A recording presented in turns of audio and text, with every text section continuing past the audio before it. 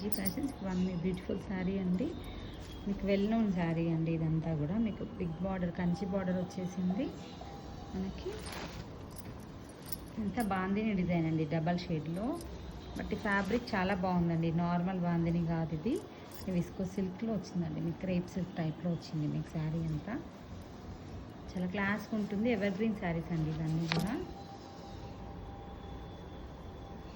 చూడండి, డబుల్ షేడ్లో మీకు బాగుంది శారీస్ అన్నమాట.